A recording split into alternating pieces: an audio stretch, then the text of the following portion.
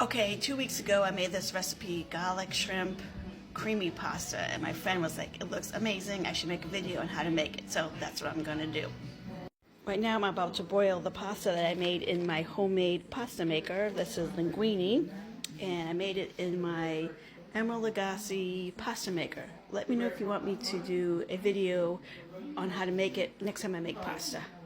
This is boiling, and it calls for a cup of cherry tomatoes, some heavy whipping cream, some garlic, Parmesan cheese, spinach, and shrimp.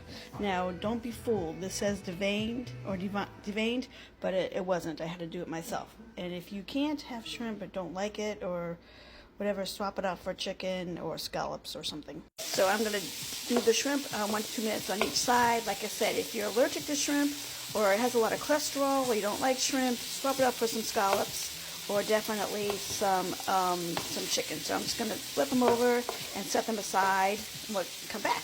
Okay, now that I have the heat back on, add in your garlic, 4 tablespoons or 4 cloves, however you like, half a cup of, I did the vegetable broth, and I do have some of this.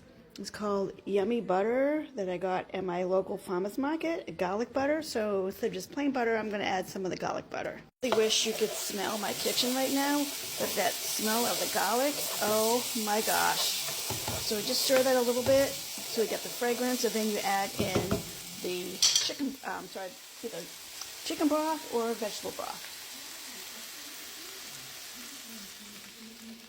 And scrape up all of the bottom. Okay, now that we're doing that, add in the 1 cup of cherry tomatoes cut in half. You can add a little more if you like, or a little less, or whatever you like. And then add in, the recipe says half a cup of spinach, but I like spinach. I'm just going to add, I don't know, we call it a shitload. So I'm just going to put lots of spinach in there, maybe extra.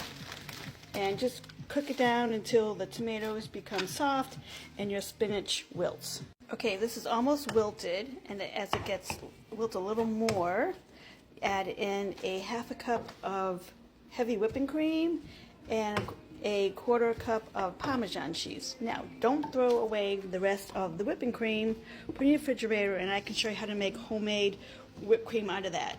I tell you, it is wicked good. Just make sure you put your bowl in the freezer so you have a cold bowl to put it in. I have a KitchenAid mixer. I'm just going to put this in the freezer, and then I'll show you how I made homemade whipped cream out of it. Okay, now I'm going to add in the half a cup of heavy whipping cream. Sorry, a little more than half, but that's okay. And then the rest of my Parmesan cheese. I just used whatever I had left. And stir this until it becomes creamy and thick. As I'm still working on this, let me tell you, the last time I made this, I got shrimp from Aldi, and it was already peeled shrimp and deveined. Didn't have to worry about it, and it was well caught, so it was actually really good. Okay, my sauce is getting a little thick. Give it like another, so my sauce is getting a little thick. Give it another minute or so, and I will add the shrimp back in and the linguine. I'm waiting for this to get thick. Let me know in the comments, are you one of these people who like to clean up dishes as you go, or do you wait until the end? Because I don't like to wait till the end and then have a pile of dishes, so I clean as I go. Okay, I'm going to add the shrimp back in with all that extra garlic yumminess and the linguine, and give me a minute. Okay, here is the end result with my pasta and spinach. I just put the whole bag of spinach in because I didn't want to waste it. And now we'll put some on a plate and we will try it. Okay, I put a little bit on a plate, and let's try it.